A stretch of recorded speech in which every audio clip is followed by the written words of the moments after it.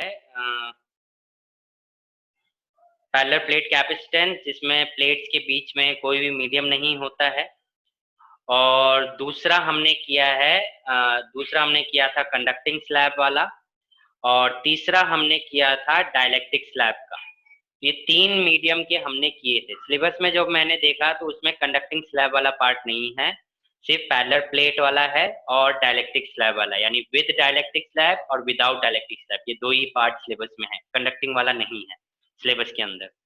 तो you can मतलब उसको आप इम्पोर्टेंट ना समझ के छोड़ सकते हैं जब तैयारी करें, अदरवाइज एक्स्ट्रा पढ़ लोगे तो कोई दिक्कत नहीं है।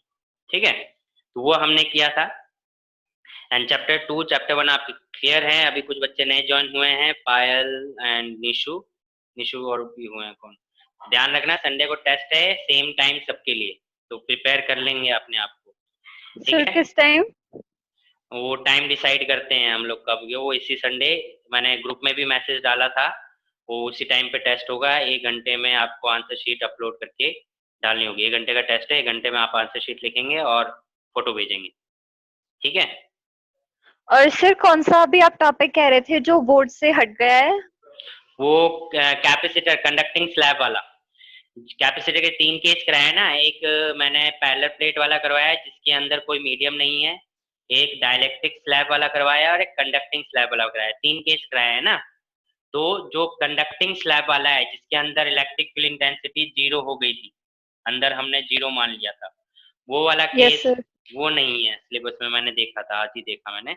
बाकी डाइलेक्ट्रिक स्लैब वाला और विदाउट डाइलेक्ट्रिक स्लैब वाला है, वो मैंने देखा था।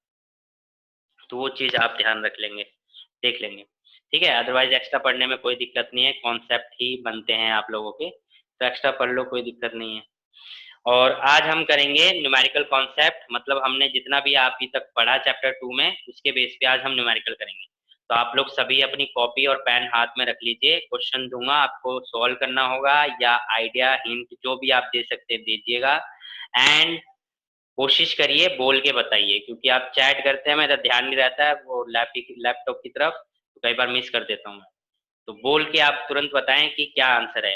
यस है तो यस, नहीं आ रहा है तो नो भी बोलो। आप नो का मतलब बोलते ही नहीं। ठीक है, तो पहला क्वेश्चन देखेंगे आप लोग। A dipole is present in electrostatic field of magnitude, यानी कि एक डाइपोल है, यानी इलेक्ट्रिक डाइपोल है जो कि एक इलेक्ट्रोस्टैटिक फील्ड में प्रेजेंट है, जिसका मैग्नीट्यूड आपको दे रखा है 10⁶ न्यूटन पर कूलम। ठीक है, 10⁶ न्यूटन पर कूलम। और उसके बाद आपको वैल्यू दे रखी है, क्या बोलता है, if the work done in rotating it from its position of stable equilibrium to its position of unstable equilibrium equals, यानी कि आपको एक अमाउंट ऑफ वर्क डन दे रखा है, that is W is equal to 2 into 10⁻³ -23 joule. कहां से? Stable equilibrium to unstable, यानी स्टेबल इक्विलिब्रियम से अनस्टेबल इक्विलिब्रियम में। ठीक है, स्टेबल टू अनस्टेबल इक्विलिब्रियम में बोल रहा है find the magnitude of the dipole movement of this pole. Dipole यानी कि आपसे डाइपोल मूवमेंट पूछ रहा है। लगाइए आइडिया।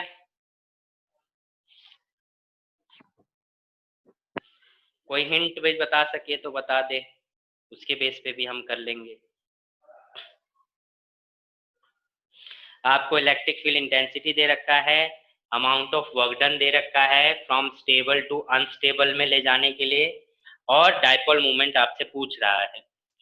तो आप बताएंगे, और आपने नोट्स बनाए होंगे, आप नोट्स को छानबीन कर सकते हैं, फॉर्मूला देख सकते हैं, देख के भी बता सकते हैं, ऐसी कोई बाउंड्री है नहीं है। और वैसे भी देख लोगे तो मुझे कुछ पता चलने वाला नहीं है, तो आप लोग देखिए और बताइए कौन सा फॉर्मूला इसका अप्लाई होगा। इतना है कि डायरेक्ट फॉर्मूला है, फॉर्मूला अप्लाई करोगे आंसर आ जाएगा। डायरेक्ट फॉर्मूला ही बता दो, चलो कॉपी आपके सामने, फॉर्मूला ही बता दो। Work done is equal to 2PE, ये कौन सा फॉर्मूला है? 2PE वाला कौन सा फॉर्मूला है? ऐसा तो कोई फॉर्मूला नहीं पढ़ा हमने।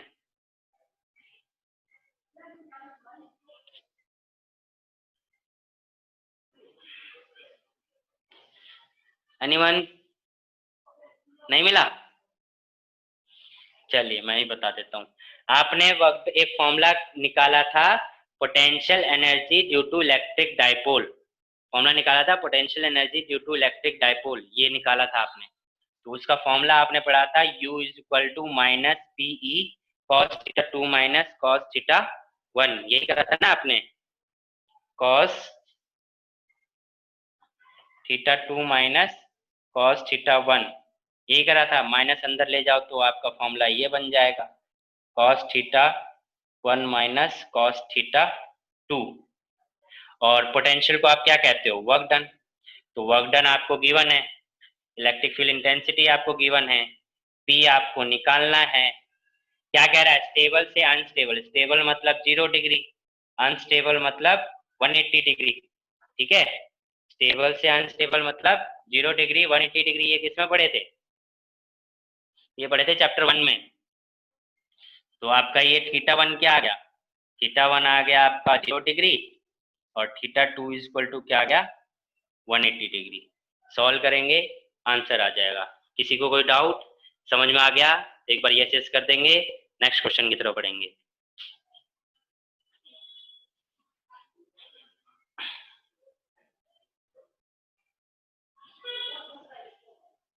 Yes sir. इसका आंसर आपका आना चाहिए, जब आप सॉल्व करेंगे तो डाइपोल मोमेंट का आंसर आना चाहिए 10⁻⁻29 आई गेस। ठीक है, कूलम मीटर। ये आंसर सॉल्व करने पे आना चाहिए, तो आप सॉल्व करेंगे। ओके, नेक्स्ट क्वेश्चन देख लीजिए क्या कहता है। Next question, the electric field and electric potential at any point due two point charge capped in air is, यानी कि दूसरा question, electric field and electric potential due to point charge capped in air is 20 Newton पर coulomb, 20 Newton पर coulomb. और potential कितना दे रखा है? 10 joule पर कूलम, 10 जूल पर कूलम। ठीक है, तो इसमें बताइए क्या पूछ लिया इसने? Compute the magnitude of discharge, यानी कि आपको चार्ज की वैल्यू निकालनी है, आपको चार्ज की वैल्यू निकालनी है। बताइए कैसे सॉल्व करें इसे?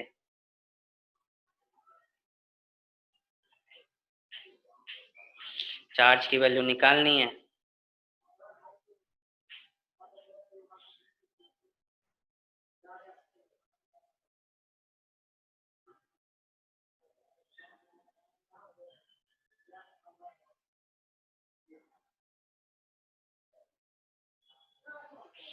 कोई बता सकता है?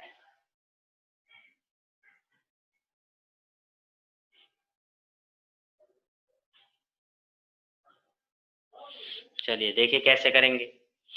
इलेक्ट्रिक फील्ड इंटेंसिटी का फॉर्मूला हम जो पढ़े हैं वो पढ़े हैं E इज इक्वल टू के क्यू बाय आर स्क्वायर, ये पढ़े हैं, जिसकी वैल्यू कितनी दे रखी है? 20 न्यूटन पर कूलम। और V की वैल्यू अगर हम देखें तो वो हमने पढ़ा है के क्यू बाय आर, इसका हमें दे रखा है 10। अब इस इक्वेशन को अगर हम डिवाइड करें तो K से K गया, Q से Q गया, और एक R से एक R गया, तो 1 by R is equal to क्या मिल गया? 2 बाय 1, यही मिला ना, 2 बाय 1। तो R की वैल्यू हमें क्या मिल गई? 0.5 मीटर। R की वैल्यू क्या मिल गई? 0.5 मीटर। यहाँ तक बात सभी को क्लियर है? हमने क्या करा, इन दोनों को डिवाइड कर दिया है। ठीक है, दोबारा देखो, इसको डिवाइड करेंगे तो K Q by R square upon में K Q by R is equal to 20 by 10। एक जीरो से एक जीरो गया, के से के गया, क्यू से क्यू गया, एक आर से एक आर गया, तो 1 by R is equal to क्या बन गया? 2 बाय 1, मतलब कि आर इज इक्वल टू क्या मिल गया? 0.5 मीटर। अब हमें निकालना क्या है? चार्ज। इसको रब कर देता हूं। चार्ज निकालना है तो ये V वाले फॉर्मूले में पुट कर लीजिए। V इज इक्वल टू क्या है? के क्यू बाय आर। V की वैल्यू 10 है, k की वैल्यू 9 इंटू 10⁻⁹ q हमें निकालना है, r की वैल्यू कितनी है 0.5। हो गया सॉल्व, निकाल लीजिए। ठीक है, तो आंसर आपका कितना आ जाना चाहिए, q की वैल्यू निकालनी है ना, तो कितना आ जाएगा, देखो यहीं से कर लो, ऐसे कर लो, q is equal to 10 into 0.5 into 9 into divide by 9 into 10⁻⁹। तो ये तो कितना हो गया 5/9 इंटू 10⁻⁻9। और 5/9 क्या होता है, 5/9 एनीवन, 5 तो 5 इंटू 10⁻⁹ कूलम। तो ये चार्ज आ जाएगा। सभी को क्लियर, एक बार यस यस कर देंगे।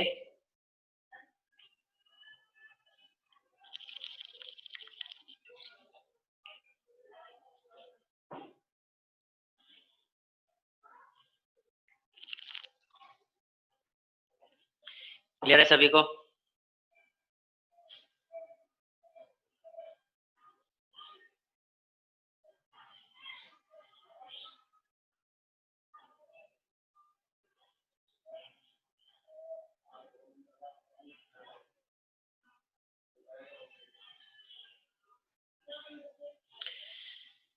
हाँ जी, क्लियर है बात इतनी? फॉर्मूला बेस्ड था, सिंपल फॉर्मूला अप्लाई किया है।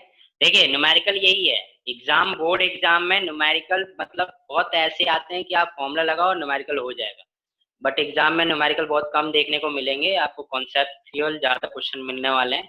तो कॉन्सेप्चुअल की जितनी ज्यादा प्रैक्टिस कर सकते हैं उतनी ज्यादा प्रैक्टिस करें।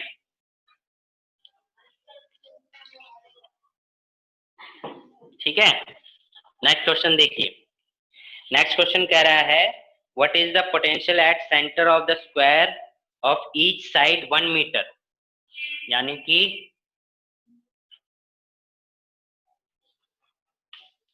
एक स्क्वायर है जो कि 1 मीटर ईच साइड है, और क्या बोल रहा है what is the potential at the centre of the square of each 1 metre side when 4 charges +1 -2 +3 +2, यानी +1 into 10⁻⁻8 coulomb +3 into 10⁻⁻8 coulomb +3 -2 sorry -2 into 10⁻⁻8 coulomb +3 into 10⁻⁻8 coulomb and +2 into 10⁻⁻8 coulomb. ये charge रखे हुए हैं और आपको सेंटर पे पोटेंशियल निकालना है। ये तो बहुत इजी है, ये कराया हुआ क्वेश्चन है। तो आप मेरे को अभी ये फटाफट सॉल्व करके बताएंगे कितना आंसर आएगा। यू हैव 5 मिनट, 5 मिनट भी नहीं लगने चाहिए और आंसर आ जाना चाहिए। बहुत सिंपल है, पोटेंशियल निकालना है, चारों पॉइंट की वजह से पोटेंशियल निकालो। इसकी वजह से यहाँ पे पोटेंशियल, इसकी वजह से यहाँ पोटेंशियल, इसकी वजह से यहाँ से पोटेंशियल और इसकी वजह से यहाँ पोटेंशियल, और सबको क्या कर दो ऐड, आपका आंसर आ जाएगा। करिए जल्दी जल्दी करिए।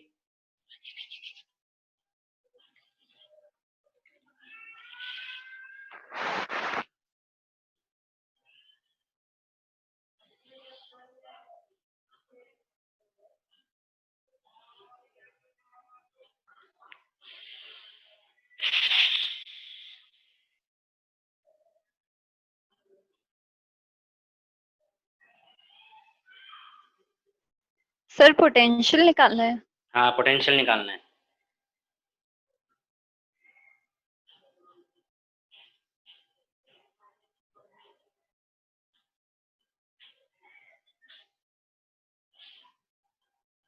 आसपास भी आंसर ला दोगे तो मैं समझ जाऊंगा कि आप प्रैक्टिस कर रहे हैं, पढ़ रहे हैं।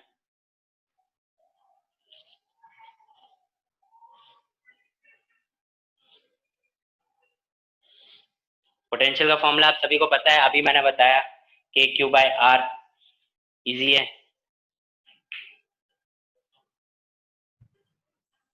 Sir -9 into 10⁻9 into 10⁻−16 divide by √2 joule. अच्छा, इसको सॉल्व कौन करेगा, सोनिया?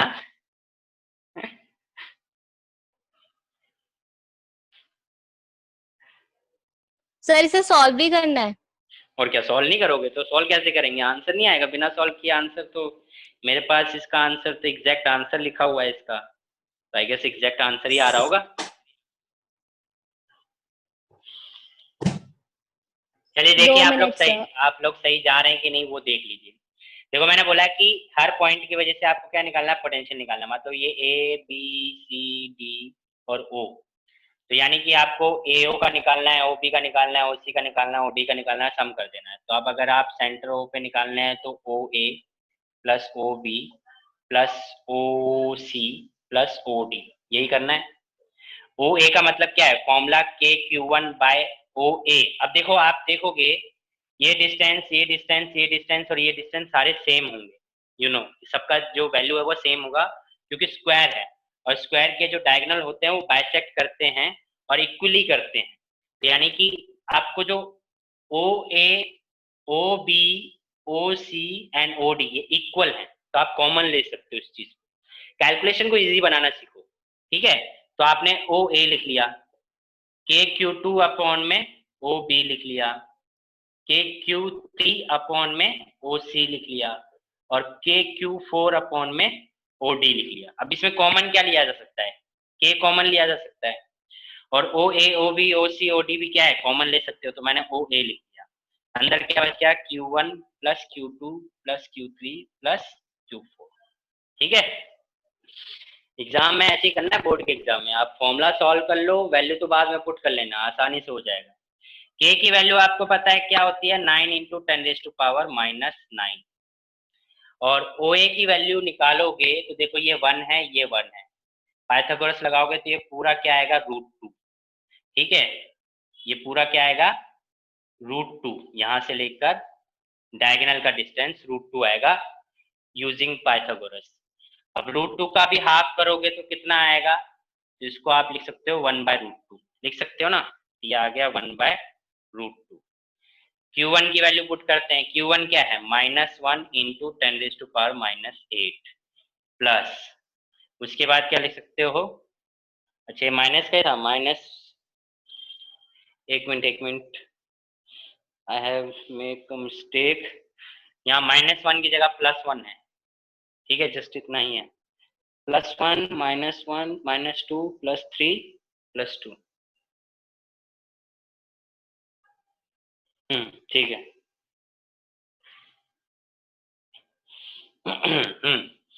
तो यहाँ +1 हो गया, फिर उसके बाद -2, ठीक है, -2 इंटू 10⁻⁻8, फिर है +3 इंटू 10⁻⁻8, फिर है +2 इंटू 10⁻⁻8, ठीक है। अब आप देखोगे माइनस प्लस प्लस, तो आप 10⁻⁻8 को कॉमन ले सकते हो। आपने 9 इंटू 10⁻⁹ इंटू 10⁻⁻8 को क्या ले लिया, कॉमन ले लिया, ठीक है। कॉमन लोगे तो आप क्या करोगे,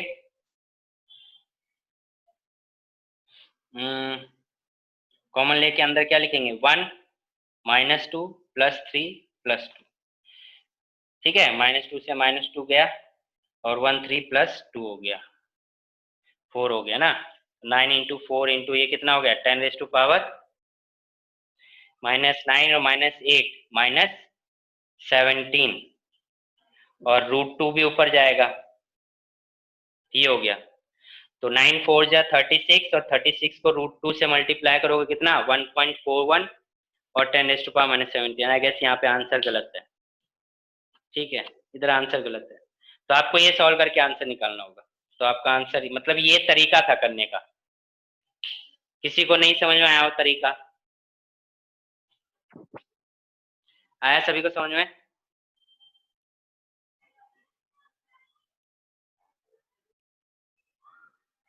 अगर ये समझ में आया तो एक बार यस कर देंगे सभी, देन यस सर। भाई we can proceed to further.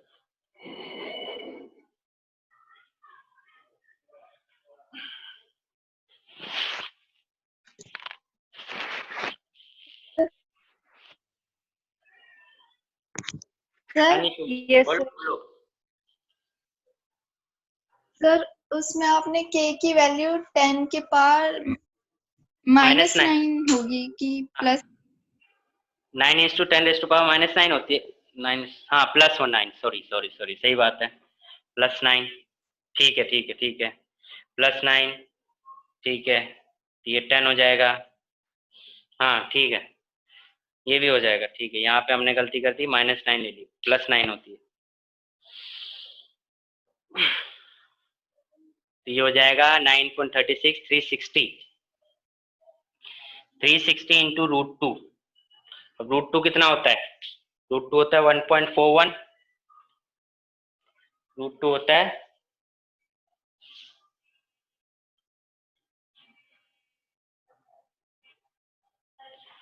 √2 होता है आपका 41, तो इसको आप मल्टीप्लाई करके आंसर आपका आ जाएगा 360 इंटू 1.41, तो ये कुछ अप्रोक्सीमेटली 509 के आसपास आना चाहिए, ठीक है, 509 के आसपास आना चाहिए।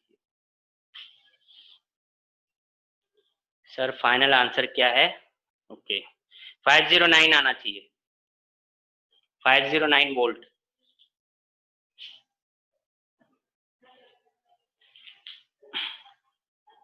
क्लियर है, आगे बढ़ते हैं, चलिए नेक्स्ट क्वेश्चन की तरफ।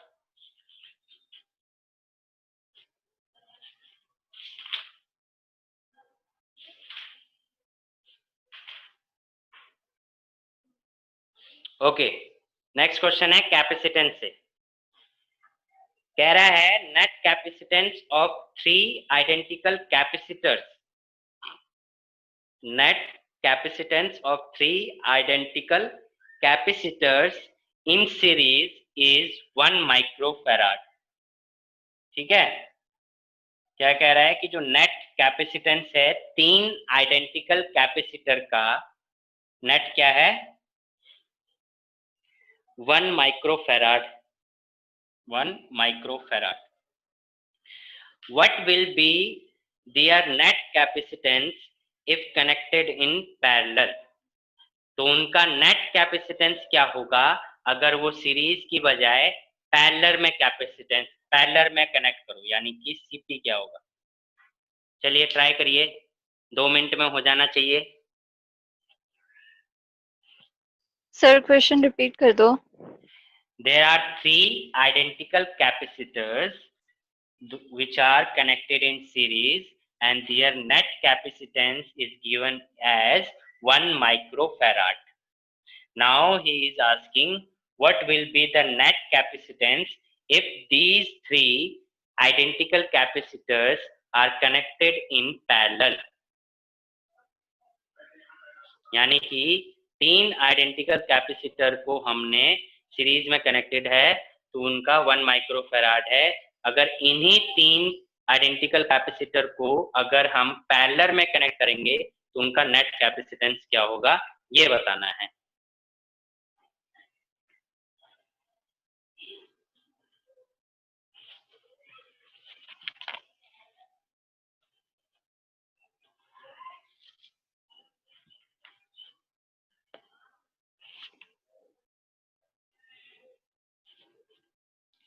लग रहा है किसी का आइडिया?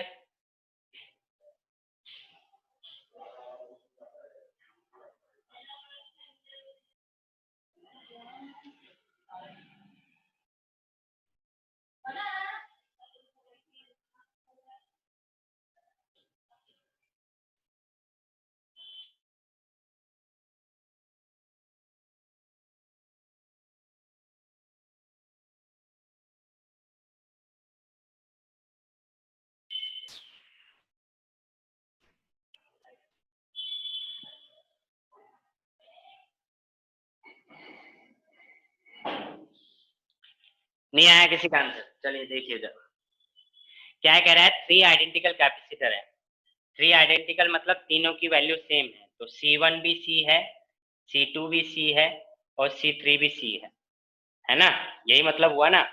सर सी क्यूब आंसर है। C cube. C cube? Yes sir. नहीं है क्या? नहीं मेरा तो यही आ रहा है। देखो इधर, तो हमने माना कि तीनों कैपेसिटर की वैल्यू क्या है C आइडेंटिकल है और इनका नेट कैपेसिटेंस 1 माइक्रोफैराड दे रखा है। अब सीरीज में अगर हम कनेक्ट करते हैं तो सीरीज का फॉर्मूला होता है ये 1/C1 plus 1/C2 plus 1/C3।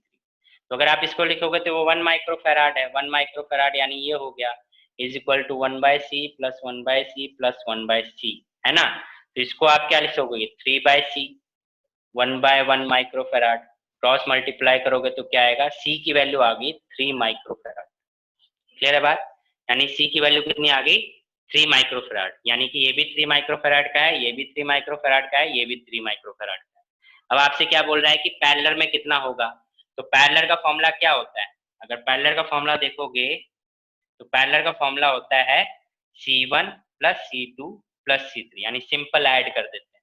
Simple add कर देते हैं तो ये भी 3 है, ये भी 3 है और ये भी 3 है, तो कितना आ गया 9 माइक्रोफेराड। क्लियर है सभी को, आंसर क्या आ गया 9 माइक्रोफेराड। सभी को क्लियर है, एक बार यस करते हैं देन हम आगे बढ़ें।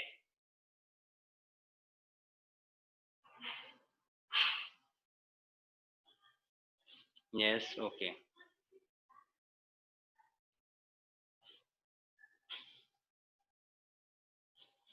ठीक है ओके। नाउ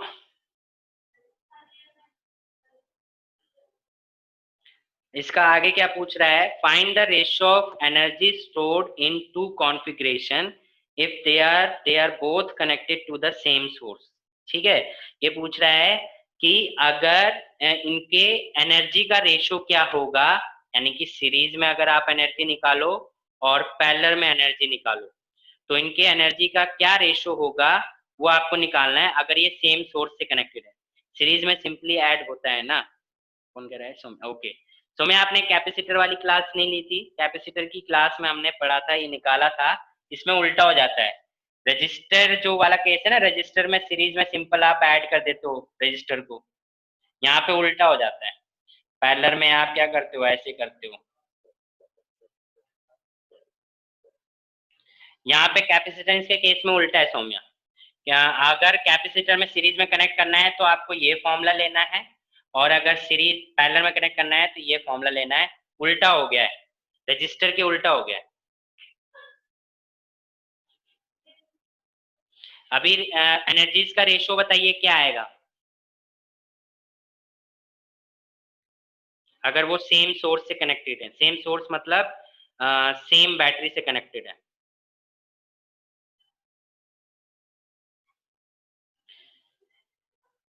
एनर्जीज का रेशियो अब तो इजी होना चाहिए, अब तो आ जाता है, आंसर से आना चाहिए अब तो।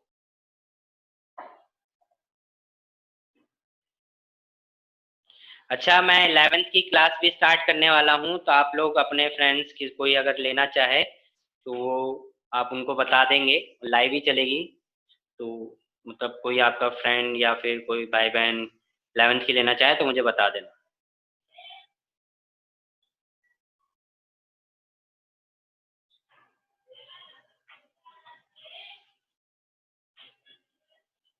आ रहा है किसी का रेशो एनर्जीज का? नहीं आ रहा, चलिए देखते हैं। एनर्जी स्टोर्ड इन कैपेसिटर के फॉर्मूले हमने पढ़े थे। एनर्जी स्टोर्ड इन कैपेसिटर के हमने फॉर्मूला पढ़ा था कि अगर टोटल आप निकालोगे तो एनर्जी का एक फॉर्मूला पढ़ा था ½ CV², यही पढ़ा था ना, अगर आपको ध्यान हो तो। अभी यहाँ पे क्वेश्चन में दो बात बोली गई है, एक कि हमें कैपेसिटर के इंफॉर्मेशन दे रखी है, दूसरी वो कह रहा है कि सेम पोटेंशियल से कनेक्टेड है। ठीक है, और एनर्जी, तीसरी एनर्जी का रेशियो निकालना है। तो तीन वैल्यू U, C, V यही गिवन है। तो जो इन्फॉर्मेशन हमें गिवन होती है उसी के बेस पे हमें चलना होता है। हालांकि हमने एनर्जीज के दो और फॉर्मूले पढ़े हैं, QV Q²/C, बट उसका यूज नहीं कर पाएंगे। क्यों? क्योंकि चार्ज के बारे में कोई बात नहीं कही। तो जो हमें बोला गया है वो C, V और U के बारे में बोला है, तो हमें सिर्फ फॉर्मूला उसके लिए पता है ½ CV²। ठीक है, तो अगर आप सीरीज की बात करोगे तो सीरीज में जो फॉर्मूला बन जाएगा वो क्या बन जाएगा, ½ CS V²। पैरेलल की बात करोगे तो फॉर्मूला बन जाएगा, ये सीरीज का बन गया, पैरेलल का बन गया ½ CP_V²। ठीक है, ये है। आपसे बोल रहा है इन दोनों का रेशियो निकालना है, तो रेशियो निकालने के लिए आप रेशियो निकाल दो, US/UP, यूपी निकाल दो। तो half CV square half CV square, ठीक है। ये सीरीज का है, पैरेलल का है। हाफ कैंसिल हो गया और वो बोल रहा है कि सेम सोर्स से कनेक्टेड है। सेम सोर्स से कनेक्टेड है मतलब कि सेम बैटरी से कनेक्टेड है। सेम बैटरी से कनेक्टेड है मतलब सेम पोटेंशियल वो गिवन हो, दे रहा होगा, प्रोवाइड कर रहा होगा, तो सेम पोटेंशियल तो ये भी गया। बचा CS बाय CP।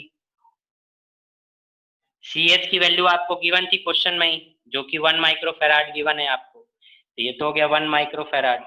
CP आपने कैलकुलेट करा है पैरेलल में कॉम्बिनेशन में नेट 9, तो रेशो क्या आ गया 1/9। रेशो क्या आ गया 1/9। क्लियर है?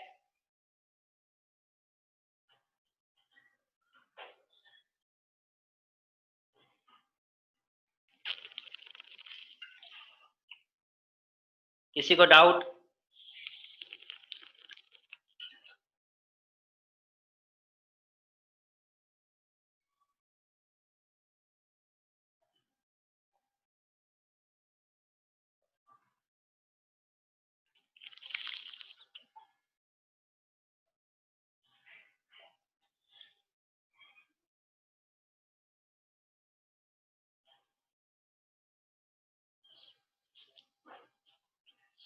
क्लियर है सभी को? यस नो तो बोल दिया करो। चलिए आगे बढ़ते हैं। नेक्स्ट क्वेश्चन है, ये ग्राफ स्टडी है, ग्राफ के ऊपर है। इसमें आपका कॉन्सेप्ट पता चलेगा कि आपने अपना कॉन्सेप्ट कितना क्लियर किया है, ठीक है। तो कॉन्सेप्ट देखते हैं हम। ग्राफ आपको गिवन है ये 1 2 A B और ये V शो कर रहा है, ये 4 शो कर रहा है, ठीक है। अब क्वेश्चन क्या बोल रहा है देखिए। क्वेश्चन बोल रहा है the given graph shows the variation of charge Q versus potential difference V for two capacitors C1 and C2. The two capacitors have same plate separation, यानी कि पैरेलल प्लेट कैपेसिटर है ना, आपको बताया था पैरेलल प्लेट होता है। तो कह रहे हैं कि जो C1 C2 हैं, दो अलग अलग कैपेसिटर हैं, इनके बीच का सेपरेशन तो सेम है, ठीक है। Have same plate separation, but the plate area of C2 is double than that of C1, ठीक है। यानी कि A2 का जो एरिया है वो A1 का डबल है, ठीक है। A2 का जो एरिया है वो A1 के प्लेट के एरिया से डबल है, ये बोलता है। What तो which of the line in the graph correspond to C1 and C2 and why, ठीक है। C1 और C2 कौन कौन सी लाइन C1 कौन सी C1 को शो कर रही है और कौन सी C2 को शो कर रही है, ये आपको बताना है। लगाइए कॉन्सेप्ट।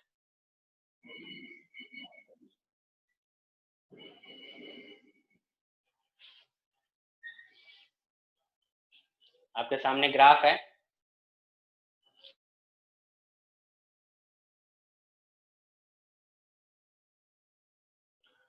अच्छा मैं क्लास को रीस्टार्ट कर रहा हूँ क्योंकि टाइम बहुत कम बचा है, कैंसिल हो जाएगी। आप रीजॉइन कर लीजिएगा, ठीक है, रीजॉइन कर लीजिएगा।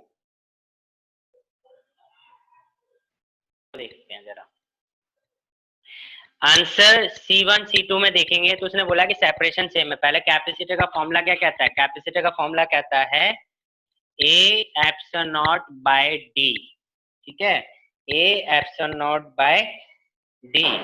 अब एप्सिलॉन नॉट तो कांस्टेंट है, D सेम है, इससे तो कोई रिलेशन नहीं हुआ, यानी कि C डायरेक्टली किस पे डिपेंड कर रहा है? A पे। अब एरिया A2 A1 से ज्यादा है, यानी कि क्या हुआ? C2 is greater than C1, ये हो गया ना, C2 is greater than C1, क्योंकि A2 का एरिया A1 से ज्यादा है, तो डायरेक्टली डिपेंड कर रहा है, तो C2 is greater than C1। अब जरा C निकलता कैसे है? C निकलता है Q बाय V से। C इज इक्वल टू क्या होता है? Q बाय V, है ना। और ग्राफ को 11th में पढ़ने का मैंने एक तरीका सिखाया था कि दो तरीके से ग्राफ पढ़े जाते हैं, एक होता है स्लोप यानी एंगल, और एक होता है एरिया, जो कि आपने थर्मोडायनेमिक्स में पढ़ा था, ठीक है। स्लोप हम स्लोप कब देखते हैं? जब हम रेशो निकाल रहे होते हैं, दोनों एक्सिस का अगर आप रेशो निकाल रहे हो तो आप स्लोप देखोगे।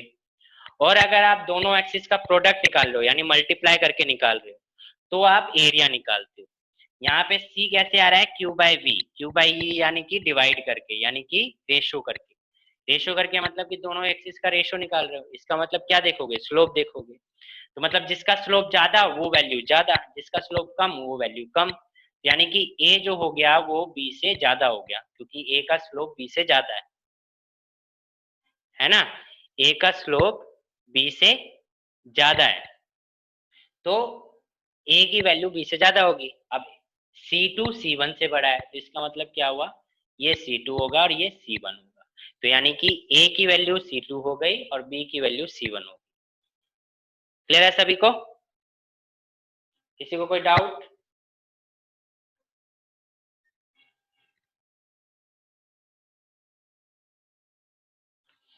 यहाँ तक किसी को कोई डाउट, समझ में आ गया होगा C2 C1 कैसे पता लगाया हमने। इसी तरीके से कॉन्सेप्ट अप्लाई करना होता है आपको, ठीक है। चलिए एक और क्वेश्चन करते हैं। अब आपको सर्किट दिया हुआ है, इसको मैं रफ कर रहा हूँ, लिखना है तो लिख लीजिए, स्क्रीनशॉट लेना है स्क्रीनशॉट ले लीजिए।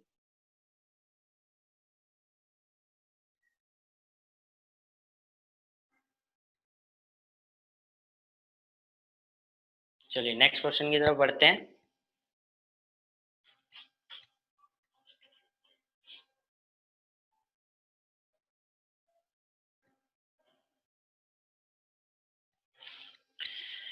तो नेक्स्ट क्वेश्चन क्या है, आपको एक सर्किट डायग्राम दिया हुआ है, मतलब ये आपके पास एक सर्किट डायग्राम है, बड़ा इंपॉर्टेंट सर्किट है, बहुत बार पूछा जाता है, 3 सर्किट का।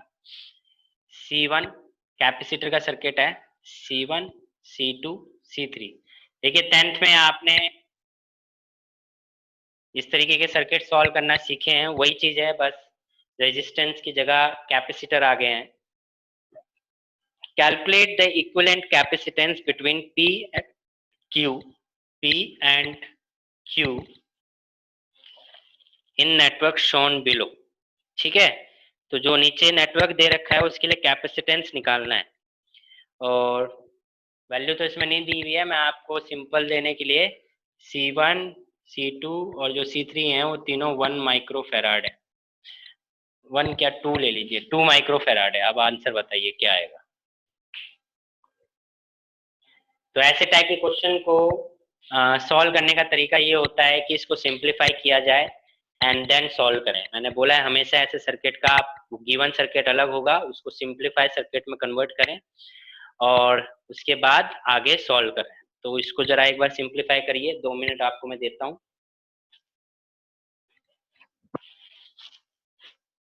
सर क्या फाइंड करना है? Total capacitance.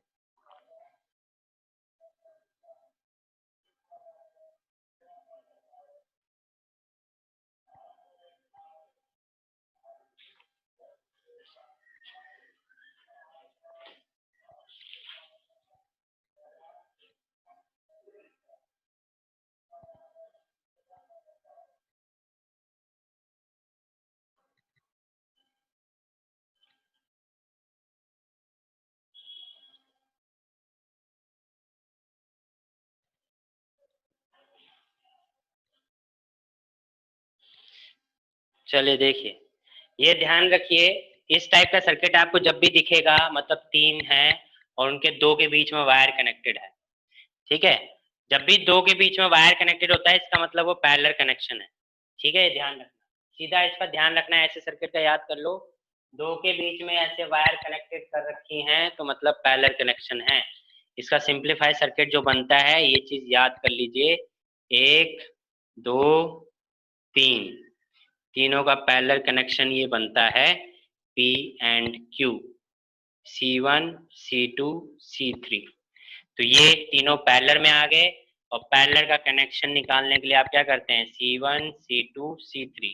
इसका मतलब क्या हुआ, 2 माइक्रोफैराड, 2 माइक्रोफैराड, 2 माइक्रोफैराड। तो आंसर क्या आ गया? 6 माइक्रोफैराड आंसर टोटल। किसी को कोई डाउट? ये ध्यान रख लो, मतलब जब भी इस तरीके से दो कैपेसिटर या रजिस्टर के बीच में ऐसे वायर कनेक्टेड हो और इस तरीके से वायर कनेक्टेड हो, दैट मीन्स वो तीनों आपस में क्या है? पैरेलल में है। ठीक है, ये ध्यान रखना।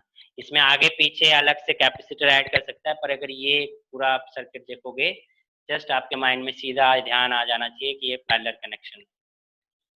ठीक है, ये स्पेशल कनेक्शन था इसलिए आपको करवाया है, पूछा जाता है। ठीक है, आ गया सभी को समझ में? इसका ये इसका सिंपलीफाई सर्किट है। अब एक क्वेश्चन लास्ट होमवर्क के लिए मैं दे रहा हूं, इसको आप करेंगे।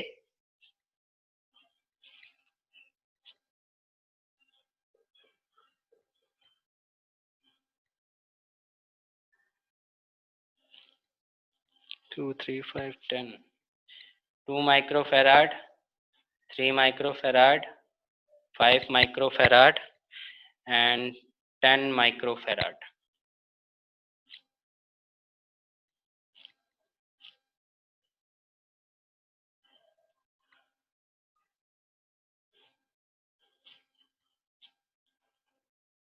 X and Y. 4 capacitors are connected as shown in the figure. Calculate the equivalent capacitance between X and Y.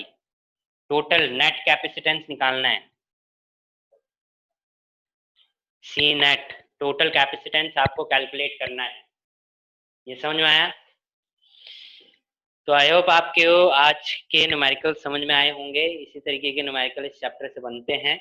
और भी क्वेश्चन, अच्छा हाँ एक कॉन्सेप्ट और सिखाना था, चलो नेक्स्ट क्लास में समझाऊंगा, ध्यान आया मेरे। अच्छा, मेरे को नेक्स्ट क्लास में याद दिलाना है, एक कॉन्सेप्ट सिखाना है चार्ज को लेकर, कैपेसिटेंस में चार्ज को लेकर आपको एक समझाना है, ये मेरे को याद दिलाना नेक्स्ट क्लास में। क्लियर है? और ये आज का होमवर्क हो गया एंड घर पे पढ़िए आप लोग। किसी को कोई डाउट? सर आप टेस्ट से पहले क्लास रखोगे क्या? कोई डाउट की? डाउट? हाँ, मतलब टेस्ट है तो डाउट क्लास रखूंगा मैं।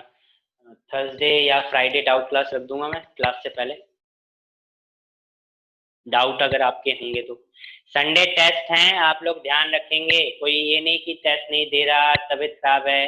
प्रिपेयर करिए, एक फिक्स टाइम होगा, आप लोगों से पूछ के फिक्स टाइम में करूंगा, मॉर्निंग में होगा या इवनिंग में होगा, जो भी होगा 1 घंटे का टाइम होगा। आप लोग घर पे बैठ के आंसर शीट तुरंत 1 घंटे के अंदर अपलोड करेंगे सभी के सभी। ठीक है, तो चैप्टर 1 एंड चैप्टर 2 अच्छे से पढ़ लीजिए। डाउट क्लास रख दूंगा, उसमें जो भी डाउट होंगे आपके वो डाउट पूछ लीजिएगा।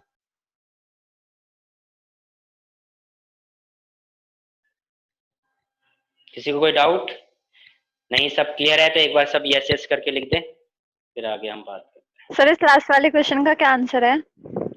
लास्ट वाले का आंसर आना चाहिए आपका, नहीं ये मैं आंसर नहीं बताऊंगा, आप इसको खुद सॉल्व करो, बहुत इजी है, तो देखते ही सॉल्व हो जाना चाहिए। ये तो मुझे सीधा दिख रहा है, सॉल्व करने की भी जरूरत नहीं है आप लोगों को, इतना बताने के बाद तो ये तो माइंड में ही हो जाना चाहिए। सर मैं तो आंसर पूछ रही हूँ, हो तो गया है। हो गया है? क्या है?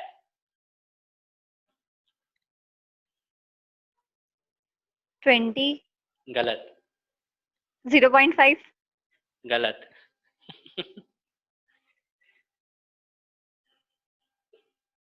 आंसर आना चाहिए 5 माइक्रोफैराड, इसका 5 माइक्रोफैराड इसका आंसर आना चाहिए आप लोगों का, ध्यान रखेंगे। जब इसको सॉल्व करोगे तो आंसर आपका 5 माइक्रोफैराड आना चाहिए। चलिए मिलते हैं नेक्स्ट क्लास में, टिल देन बाय बाय।